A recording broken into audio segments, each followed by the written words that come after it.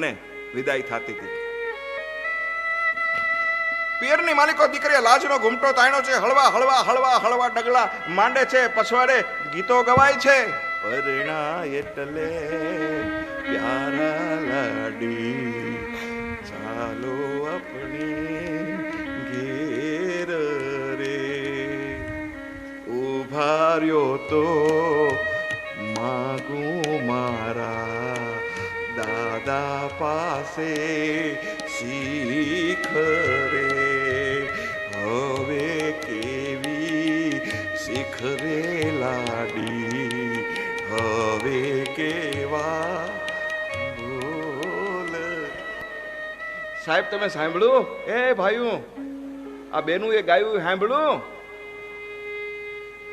ખબર ન હોય તો કહી દઉં, તમારા એક એક ના ઘરની મારી કોર કોયલું છે. કોયલું એવો કંઠ છે મારી બહેનો નો. જુઓ, એ આજ તમને સાંભળવા મળ્યો. પણ તમે કોઈ દી ગાવા દો તો ને. આમ કરીને લાભજનો ઘૂમટો દીકરીએ તાણ્યો છે.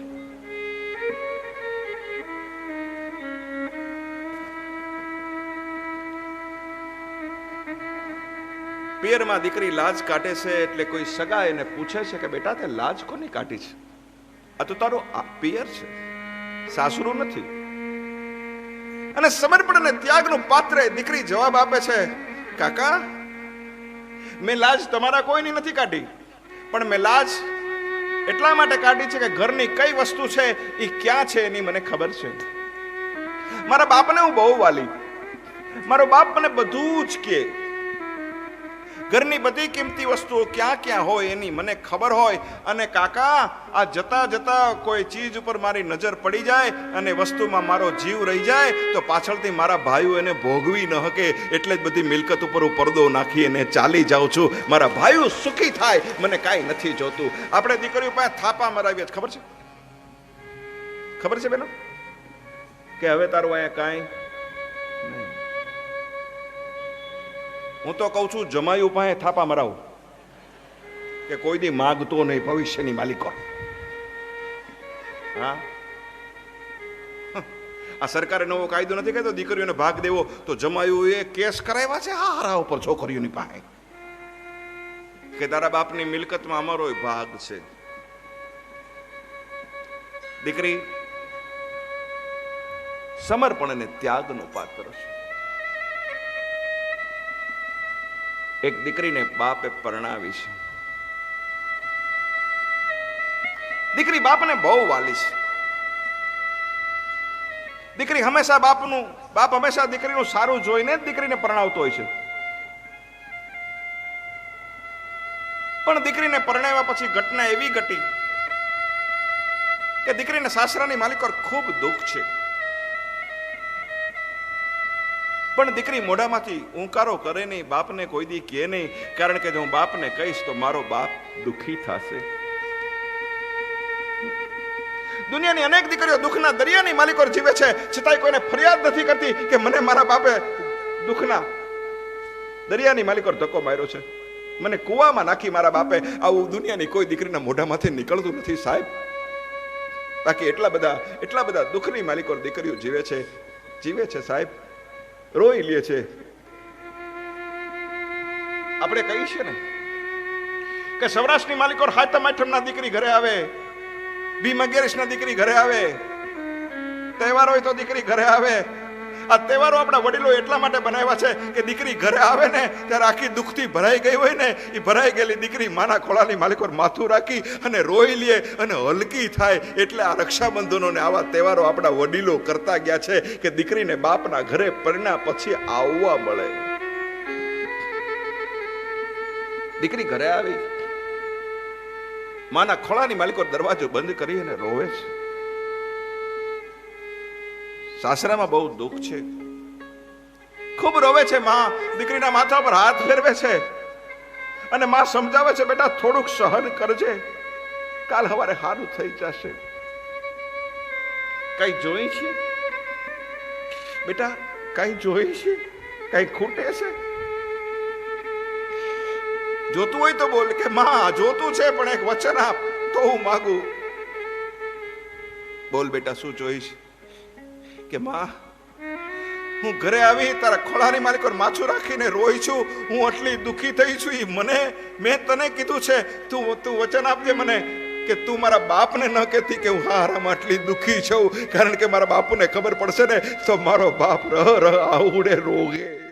મારા બાપુને એટેક આવી ગયો છે, માં એને ખબર પડશે કે હું દુઃખી છું તો મારો બાપ આ દુનિયા છોડીને ચાલ્યો જશે, અને મારો બાપ દુનિયા છોડીને વયો જશે તો પછી હું કોના સહારે જીવીશ? માં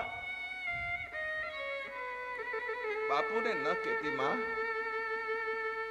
અને બાપ પૂછે કે બેટા કેમ છે, ત્યાં તો આમ કરીને આહુડાની દીકરી લોહી નાખે.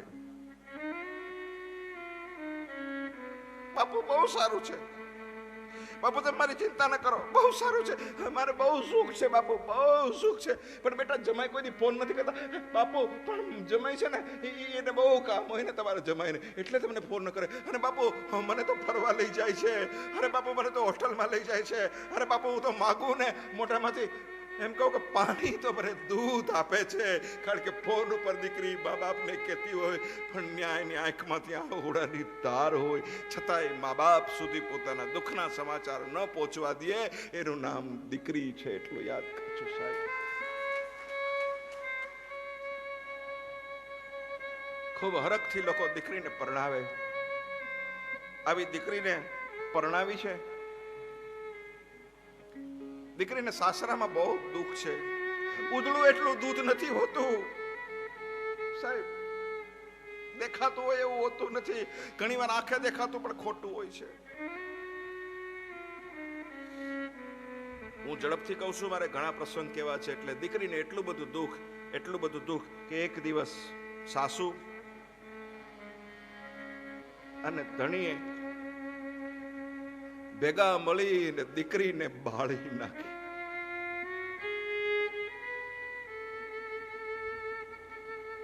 દીકરીને હોસ્પિટલની માલિકો દાખલ કરી છે.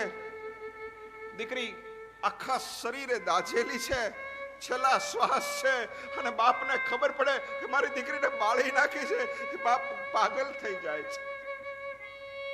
આકુળ વ્યાકુળ થતો બાપ હોસ્પિટલ પહોંચે છે. મારી દીકરી, મારી લાડકી, મારી ઢીંગલી. બાપ દીકરીની પાસે બેસે છે. બેટા બેટા આટલું બધું દુઃખ હતું તો એકવાર તો મને કેવું તું. જો બેટા બાર પોલીસ વાળા આવ્યા છે, એ તને પૂછશે તો કહી દેજે કે તારી સાસુએ અને તારા ધણીએ મળીને તને સળગાવી દીધી છે બેટા, અને સજા થવી જોઈ. અને મૃત્યુની સયા સુતેલી દીકરી એના બાપને એમ કહેતી હતી, બાપુ જે સંસ્કારના ફળિયાની અંદર આળોટીને હું 25 વર્ષની મોટી થઈ છું બાપુ, સંસ્કારને તો આવતાય વાર લાગે અને સંસ્કારને તો જાતાય પેઢીયું લાગે. આવતાય પેઢીયું થાય, સંસ્કારને જાતાય પેઢીયું થાય. બાપુ એમ હજી 3 મહિનામાં તમારા સંસ્કાર ભૂલી જાઓ. તમે મને એમ કહો છો કે હું કહી દઉં મારા સસરાને, મારી સાસુને, મારા ધણીને સજા થાય? બાપુ એક વાત કહું. હા બોલ ને બેટા. શું? હવે સાંભળજો. મૃત્યુ સયાએ સુતેલી દીકરી એમ કહે છે એના બાપને કે બાપુ હું પરણીને આવીને ત્યારે કુટુંબને દીકરા આપીશ એવા મારા સપના હતા, પણ બાપુ હવે આ કુટુંબને હું દીકરા તો નથી આપી શકતી, પણ કોઈનો દીકરો લેવાનો મને કોઈ અધિકાર નથી બાપુ. એટલા માટે બાપુ મારા મોઢામાંથી એ શબ્દો નહીં નીકળે. દીકરી સમર્પણનું પાત્ર છે સાહેબ. હવે આપણે થોડી દીકરીની સમજદારીની વાત કરીએ, કારણ કે દીકરી તો વાલનો દરિયો છે. બહુ સુંદર શબ્દો લખ્યા છે. દીકરી છે દરિયો વાલનો, દીકરી છે દરિયો વાલનો, દીકરી છે દરિયો વાલનો, દીકરી છે દરિયો વાલનો, દીકરી છે દરિયો વાલનો, દીકરી છે દરિયો વાલનો, દીકરી છે દરિયો વાલનો,